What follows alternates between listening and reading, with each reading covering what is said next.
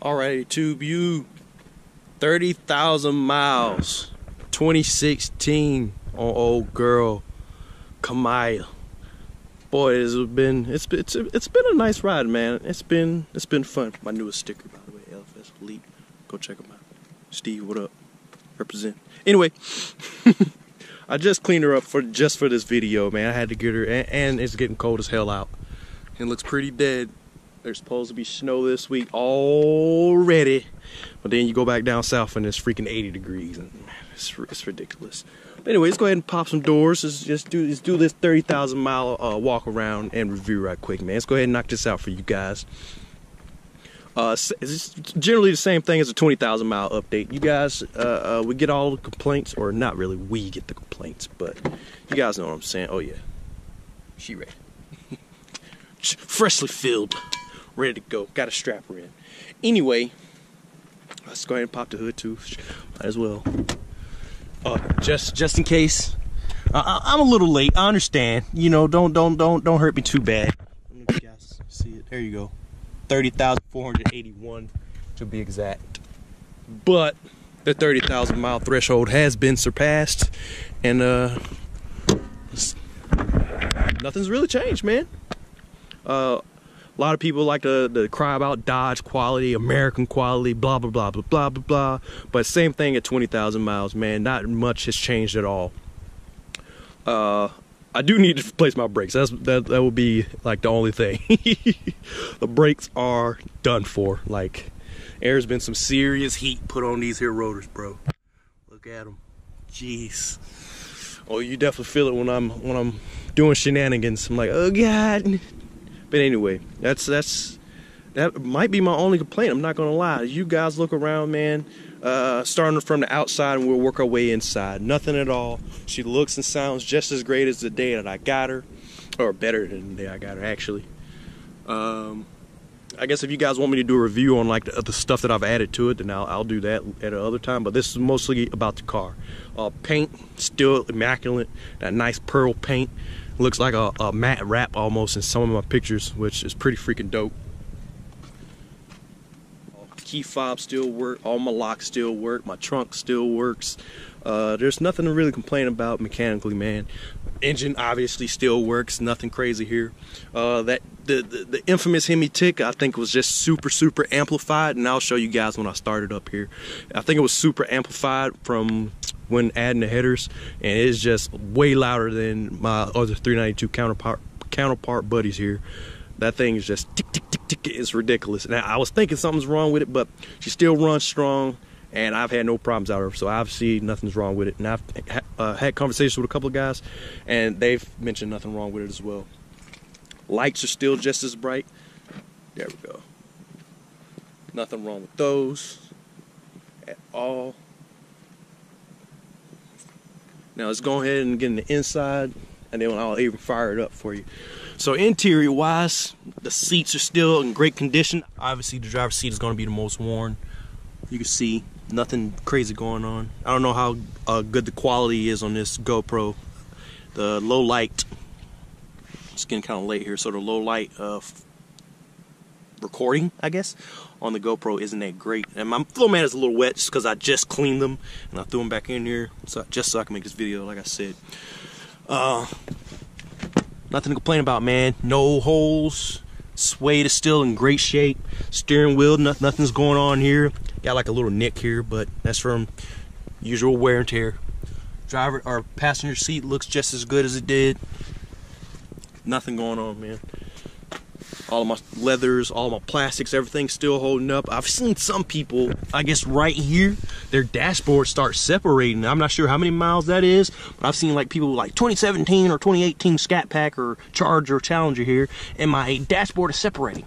I don't know. Mine's isn't separating. Maybe they need to get a garage and not park it in the heat all day and night. Maybe that's the issue, but I don't know. I don't have a problem, so whatever. Back seat not used very much. Now I do have a complaint about that side over there. I don't know.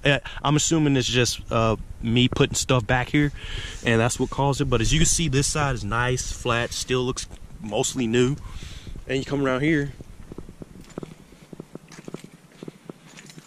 and boom, It's like ugly.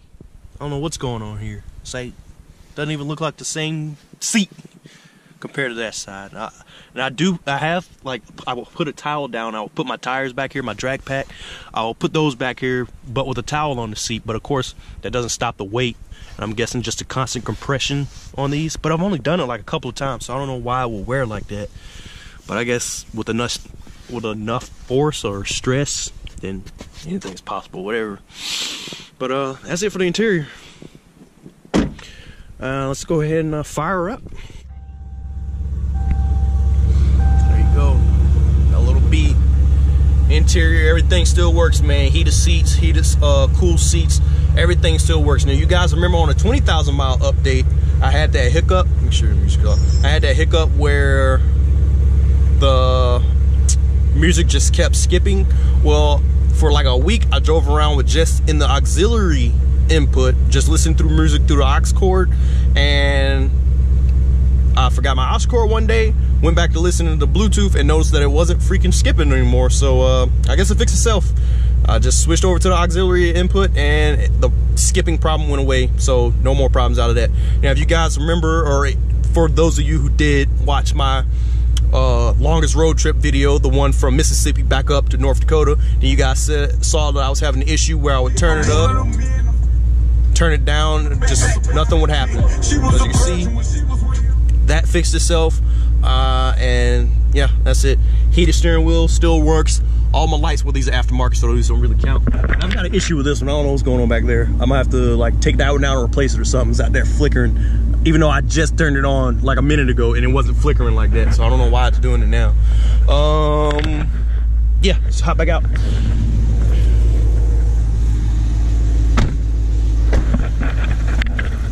There she goes.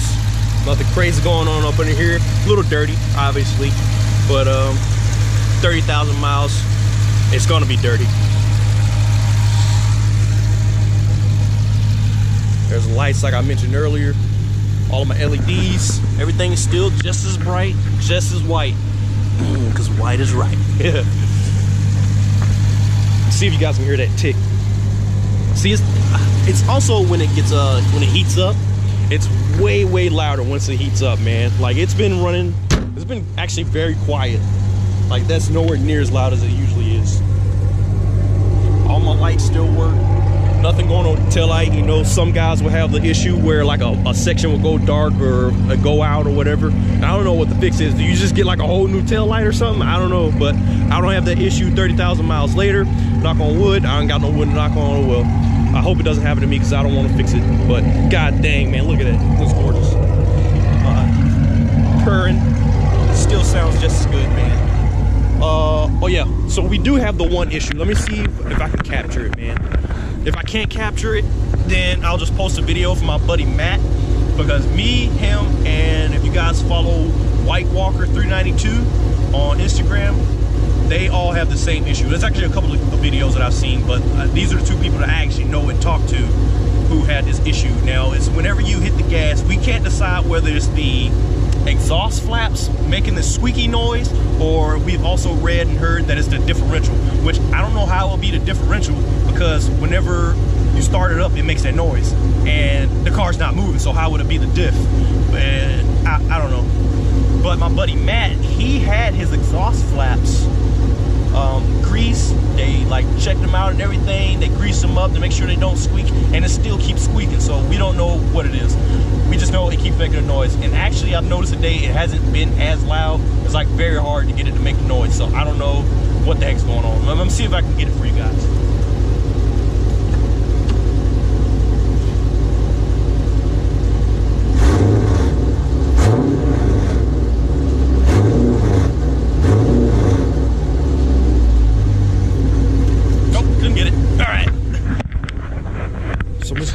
Here. All right, so as you can see, I couldn't make the noise happen, but 30,000 miles later, and that problem's been going on for a while, actually. It's kind of dark in here. That problem's been going on for a while, and I don't know what the fix is. It hasn't affected me. The car's still just as fast. It only does it whenever I hit the gas, and as you saw, it's not happening now, so I don't know what the deal is. But I have a video from Matt where he did record his.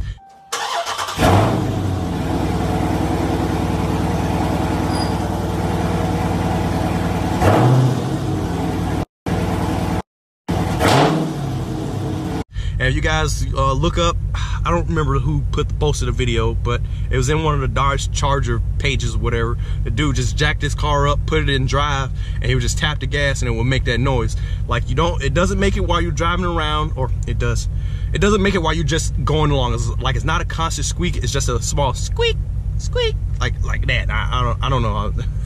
I can't reenact it. And we don't know what it is. It's plain and simple. I've literally found no one who has an answer for what caused it, but it hasn't affected my car in any way. It still performs, sounds, and looks just as good, so I'm not complaining too much. That squeak does get annoying whenever you like be around people and you'll be on the throttle just a little bit, cruising through a parking lot or something, and then all you hear is squeak, squeak, squeak. It's like, got birds in your back? What the fuck is that? But that's really the only complaint that I have 30,000 miles later, man. The girl's been good to me. It's gonna be hard saying goodbye when that day comes, because I do love this car, man. It's gonna be hard saying goodbye in like a week or so because of this freaking cold weather, but she's not gonna survive. I'm not bringing her out in this mess this year. I got the Malibu for a reason. It's time to put old girl away, so yeah, it's gonna be a sad day. I'm not saying that these cars don't have problems at all, but I am saying that if you take care of your car, it takes care of you. It's that simple, man. If you go out there and beat on it, rag on it, don't change the oil, don't do routine maintenance, then obviously you're gonna have problems, man. You don't clean it, you don't make sure, or you just leave it out in the sun, leaving your windows down and all that stuff. You're gonna run into these problems with paint and interior and all that other stuff. Now, do some cars come out of the factory with these issues? Yeah. Did mine? No. For those of you who have a normal, perfect car, then if you take care of it, it's gonna stay in good condition for you. Now, you may run into hiccups, like I've run into hiccups, but it's nothing. I've run into nothing major yet. I really should stop saying this without wood around. But I haven't run into any major issues, and that's that. So yeah, that's really it. 30,000 miles. We did it. Let's see if we can make it to 40, I guess. I don't know. 30,000 miles, Kamaya, old girl, with nitrous. Everything that I've been through with this car, the constant races, the constant track days, swapping out tires, all the stickers and everything else that I've thrown on and at this car, the headers, the tunes, the cold weather, the rain, you know, whatever. Old girl has seen it all, and she's breezed through it. The 17,000 mile road trips, she's had no problems, man. I've got zero complaints for old girl. But I'm done rambling on. 30,000 miles, I can't complain about anything with this car, man. She's held up just fine. So if you haven't already, make sure you subscribe. Make sure you hit that bell icon as well. Swing over to the Instagram channel at Low392Slow. I'll put it down in the description, all one word. And let me know what you guys think, man. I'm thinking about making a Snapchat, just so I have another way to get these videos and things out there to expose my channel more. I think that's what I'm lacking. You know, I've been making videos and I just don't feel like I'm getting that exposure that my channel needs to grow. And I think the other platforms, the other sharing platforms like Twitter and Snapchat, I think those would help. So let me know what you guys think. You know, I'm not a fan of either of those platforms, but if it's a way to help this channel grow, then I would definitely, you know, look into making both, one or if not both of them. So just let me know what you guys think. Should I make one? Should I not? Just, I'm doing good as is. Just let me know. But yeah, I'm done. It's getting kind of chilly out here. I'm gonna get home, finish my milk and M&Ms. Yeah, for all you freaking haters out there talking junk about my milk and M&Ms, and probably play some more Mafia 3. Yep, Mafia 3 it is. So that's it. I'm out. You folks have a great day. Peace.